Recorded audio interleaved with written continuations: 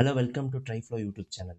இன்னைக்கு நம்ம பார்க்க போகிறது வந்து ட்ரான்ஸ்ஃபார்ம் டூல் கிஸ்மோ யூஸ் பண்ணுறது object properties panel and access control using middle mouse button. So இப்போ வந்து நம்ம வந்து ட்ரான்ஸ்ஃபார்ம் டூல் பார்க்கலாம். ப்ராப்பர்ட்டி பேனல் கிட்ட வந்து இங்கே ஆப்ஜெக்ட் ப்ராப்பர்ட்டிஸ் கிட்ட வந்தீங்கன்னா லொக்கேஷன் ரொட்டேஷன் ஸ்கேல் கிடைக்கும்.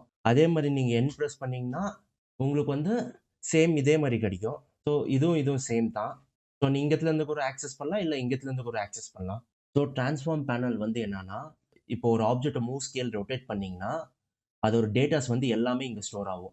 ஃபார் எக்ஸாம்பிள் வந்து நான் இங்கே வந்து ப்ராப்பர்ட்டிஸ் பேனலில் வந்து எக்ஸில் வந்து 5 கொடுத்து என்டர் பண்ணனா ஆப்ஜெக்ட் சேஞ்ச் ஆகும்.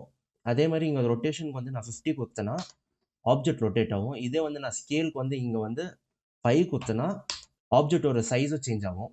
நெக்ஸ்ட் வந்து XYZ டைரக்ஷன் பார்க்கலாம். அப்போ தான் வந்து நம்மளுக்கு வந்து எந்த இடத்துல வேல்யூஸ் போட்டால் எந்த இடத்துல வந்து ஸ்கேல் ரொட்டேட் ஆகும்னு தெரியும். ஸோ இங்கே வந்து ரெட் கிரீன் லைன் இருக்கும். ஸோ ரெட் வந்து எக்ஸ் டைரெக்ஷனை ரெப்ரசன்ட் பண்ணுது. இதே வந்து கிரீன் வந்து ஒய் டைரெக்ஷனை வந்து ரெப்ரசன்ட் பண்ணுது. ஜி டைரெக்ஷன் வந்து எப்பவுமே ஆஃபாக இருக்கும்.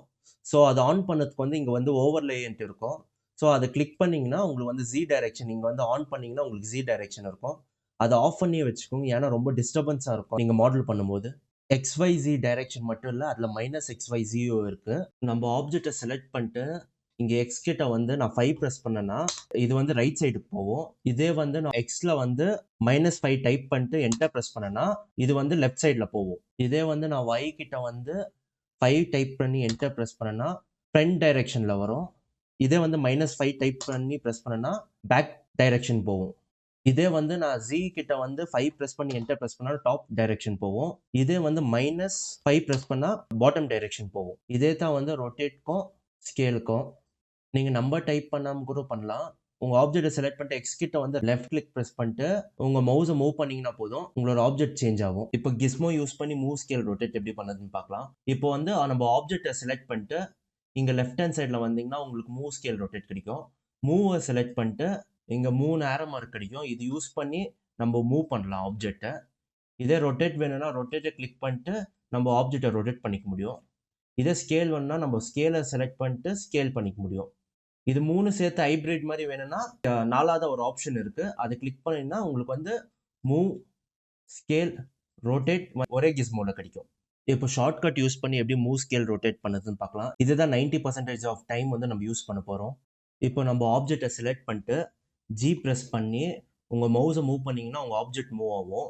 இதை கன்ஃபார்ம் பண்ணணும்னா லெஃப்ட் கிளிக் ப்ரெஸ் பண்ணிங்கன்னா கன்ஃபார்ம் ஆகிடும். இதே வந்து நம்ம ஆப்ஜெக்டை கேன்சல் பண்ணணும்னா ரைட் கிளிக் ப்ரெஸ் பண்ணா கேன்சல் ஆகிடும். எஸ்கேப் கீ கூட நம்ம யூஸ் பண்ணலாம் ஃபார் கேன்சலேஷனுக்கு. இப்போ வந்து நம்ம வந்து எப்படி டைரக்ஷனில் மூவ் பண்ணுறதுன்னா ஆப்ஜெக்டை செலக்ட் பண்ணிட்டு ஜி ப்ரெஸ் பண்ணிட்டு இப்போ கீபோர்டில் வந்து XYZ இருக்கும்ல, அது யூஸ் பண்ணி நம்ம டைரக்ஷன் மூவ் பண்ண முடியும். இப்போ எனக்கு வந்து எக்ஸ் டைரக்ஷனில் வேணும்னா எக்ஸ் ப்ரெஸ் பண்ணிட்டு நான் என் மவுஸை மூவ் பண்ணேன்னா எக்ஸ் டைரக்ஷனில் மூவ் ஆகும். இதே நான் ஜி ப்ரெஸ் பண்ணிட்டு என் மவுஸை மூவ் பண்ணேன்னா ஜி டைரக்ஷனில் போகும். இதே நான் Y ப்ரெஸ் பண்ணிட்டு என் மவுஸை மூவ் பண்ணேன்னா Y டைரக்ஷனில் போகும்.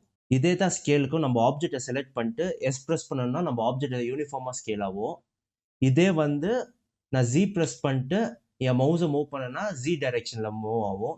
இதே வந்து எக்ஸ் ப்ரெஸ் பண்ணிட்டு என் மவுஸை மூவ் பண்ணேன்னா எக்ஸாக்ட் ஸ்கேல் ஆகும். இதே வந்து நான் Y ப்ரெஸ் பண்ணேன்னா Y டைரக்ஷனில் வந்து ஸ்கேல் ஆகும். ரொட்டேட்க்கும் சேம் தான். நம்ம ஆப்ஜெக்டை செலக்ட் பண்ணிட்டு R ப்ரெஸ் பண்ணோம்னா நம்ம ஆப்ஜெக்ட் வந்து ரொட்டேட் ஆகும். இதே வந்து டைரக்ஷனில் வேணும்னா ஜி ப்ரெஸ் பண்ணி நம்ம ஜி டைரக்ஷனில் ரொட்டேட் பண்ணலாம். எக்ஸ் ப்ரெஸ் பண்ணி எக்ஸ் டைரக்ஷனில் ரொட்டேட் பண்ணலாம். Y ப்ரெஸ் பண்ணிட்டு Y டைரக்ஷனில் ரொட்டேட் பண்ணலாம். மிடில் பட்டன் ப்ரெஸ் பண்ணி எப்படி டைரக்ஷன் சேஞ்ச் பண்ணுறதுன்னு பார்க்கலாம். இப்போ ஆப்ஜெக்டை செலக்ட் பண்ணிட்டு ஜி ப்ரெஸ் பண்ணிட்டு உங்கள் மிடில் பட்டனை ப்ரெஸ் பண்ணிங்கன்னா உங்களுக்கு இந்த மாதிரி ஆக்சஸ் வரும்.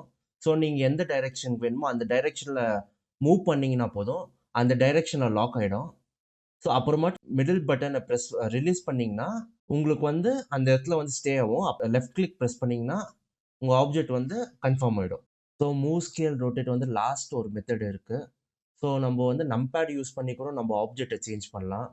ஃபார் எக்ஸாம்பிள் வந்து நான் ஆப்ஜெக்டை செலக்ட் பண்ணிட்டு ஜி ப்ரெஸ் பண்ணிட்டு நான் ஆக்சஸ் வந்து செலக்ட் பண்ணிட்டு நம்பர் டைப் பண்ணேன்னா ஃபார் எக்ஸாம்பிள் நான் 5 டைப் பண்ணேன்னா ஆப்ஜெக்ட் மூவ் ஆகும். அப்புறமா நான் என்டர் ப்ரெஸ் பண்ணேன்னா ஆப்ஜெக்ட் கன்ஃபார்ம் ஆகிடும். ஸோ இதுவும் ஒரு மெத்தட். ஸ்கேலுக்கும் சேம் தான். எஸ் ப்ரெஸ் பண்ணிட்டு ஆக்சஸ் சூஸ் பண்ணிட்டு டைப் பண்ணி என்டர் ப்ரெஸ் பண்ணேன்னா ஆப்ஜெக்ட் வந்து ஸ்கேல் சேஞ்ச் ஆகும். இந்த வீடியோ உங்களுக்கு பிடிச்சிருந்தா லைக், கமெண்ட், ஷேர் பண்ணுங்க. And thank you.